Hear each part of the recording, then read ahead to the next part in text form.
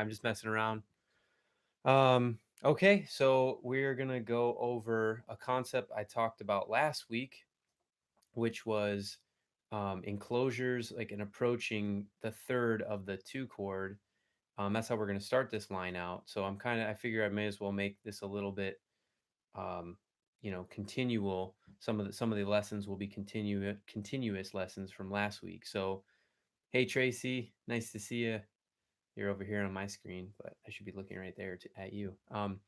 So it's a continuation of last week's topic, which is the enclosure of the third of the two and building a line off of that. So if you remember, the enclosure to the third of the two chord sounds like this, right? So I'm enclosing the third of the two chord, and so boo ba oo da puts me on beat three of that first bar. And if you want to check out the link, this lick is already written out for you. It's in one of my YouTube shorts. I just figured I may as well present it to you here, and then you can look at it visually if you want to see a visual representation.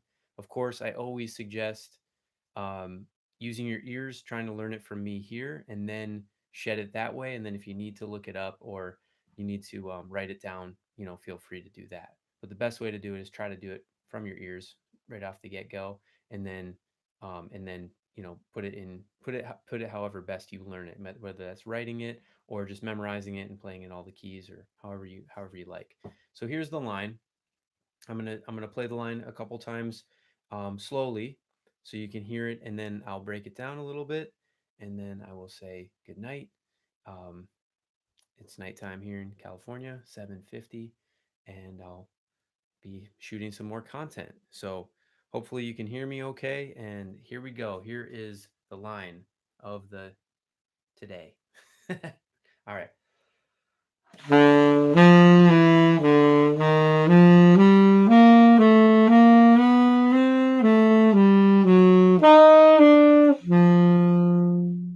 All right, again.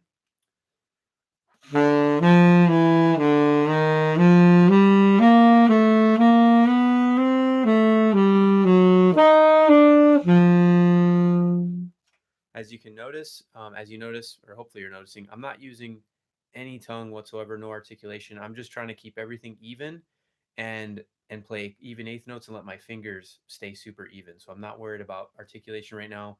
I just want to show you all the line so you can hear it. And then after that you can use articulation and do different things to make it your own. But I just want to get the line across. So here, one more time.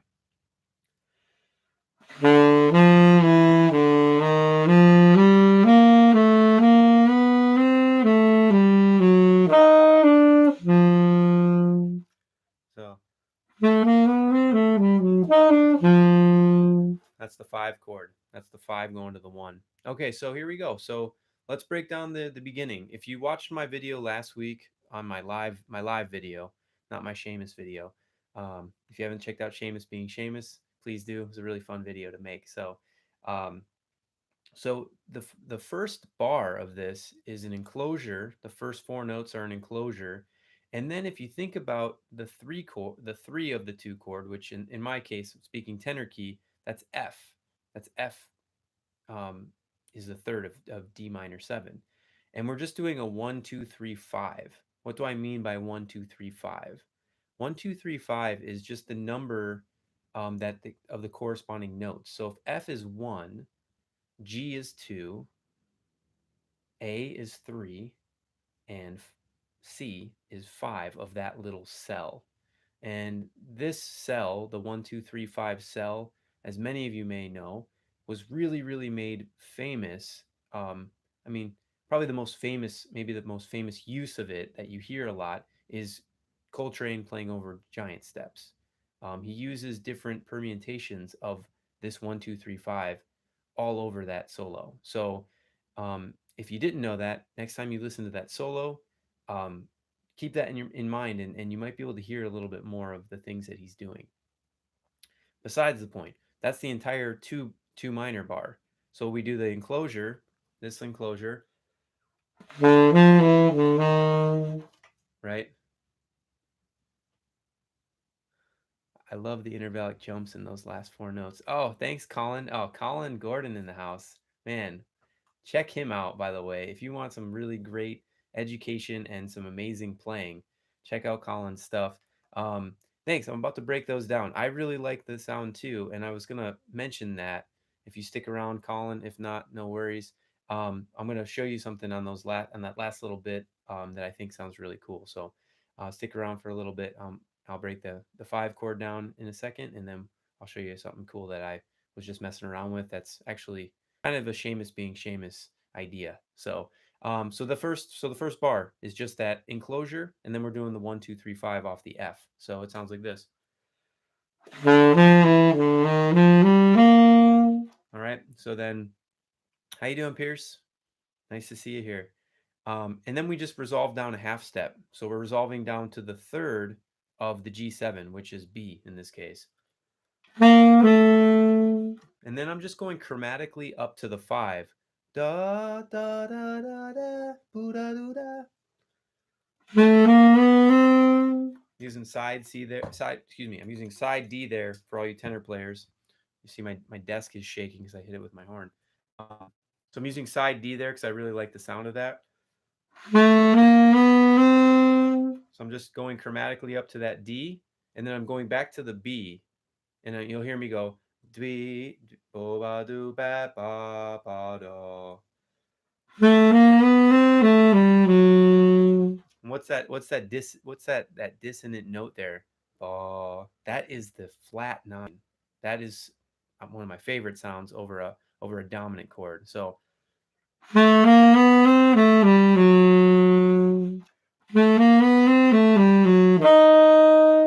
I'm going from flat 9 and I'm jumping all the way up to the flat 7. Bo ba.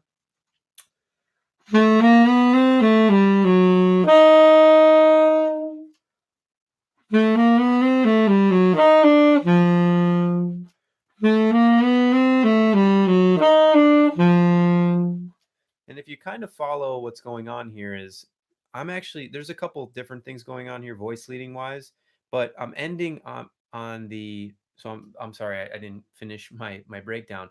I'm resolving, I'm doing a 7 3 resolution from 5 to 1, so I'm going from F to E. So that's a nice half step resolution there. Then I'm jumping down to the 5 of the C, which is G. That's the 5 of the 1 chord. So what's happening here, there's a couple different things happening, is this voice leading things happening. So at the end of the first bar, I'm going C to B. So and then I'm kind of doing this in the 5 chord, I'm going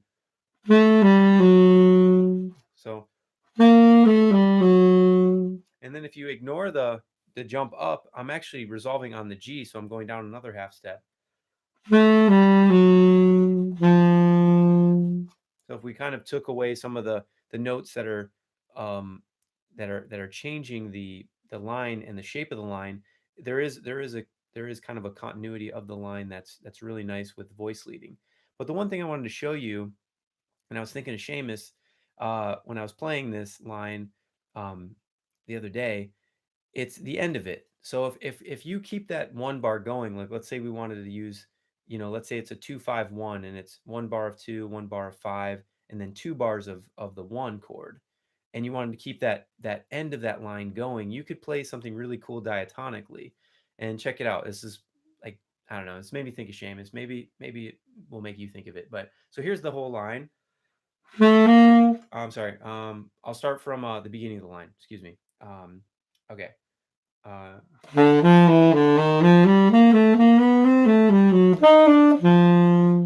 if I want to go repeat that,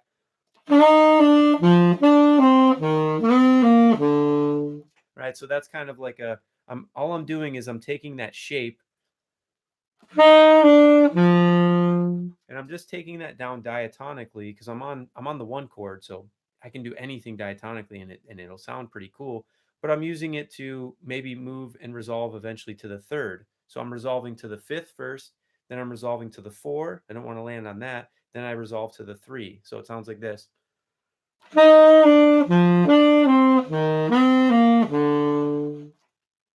And I just thought that was such a Seamus thing to do. Like I said, I watched a ton of video recently of the Seamus being Seamus video, and made it on him. So he does a lot of really beautiful things like that, where he could probably take that into a million different directions after he, states it. And then his formula is kind of like stating these things, stating this thing that's similar, stating another thing that's similar, and then just let me play some crazy ass stuff, and then let me come back to some really beautiful melodic stuff, and really hip stuff. Um so just another way for you to kind of think about how to turn these lines into your own.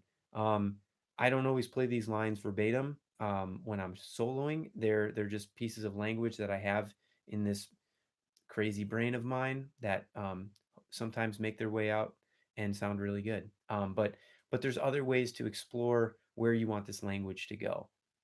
And so I'm going to play the line one more time with the new kind of, I'll call it the Seamus ending. And then if any of you guys have questions, please feel free to write it in the chat box. If not, I appreciate all of you tuning in and checking out the live stream tonight. Every Tuesday, I'm back here.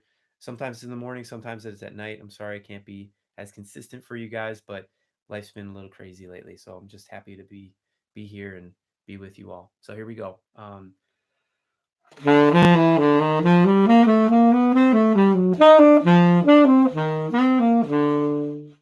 right. So that's with the Seamus being Seamus ending. Anyways, um, the link for this line is below. It's in one of my YouTube shorts. It's completely written out, but please feel free to try to learn this on just your ears. At the beginning of this video, I played this line really slow. So if you're jumping on the live stream now, go check out the beginning and get the get me just playing it slurred and really slow, and use your ears to transcribe it if you like it. Um, and that's it. Thank you all so much for tuning in. Always appreciate it. Always appreciate the support. I can't thank you all enough for the amazing support. Um, and that's it. So just remember, always positive, always progressing. Later. Thanks, Tracy. Thumbs up to you, buddy. Take care. See everybody.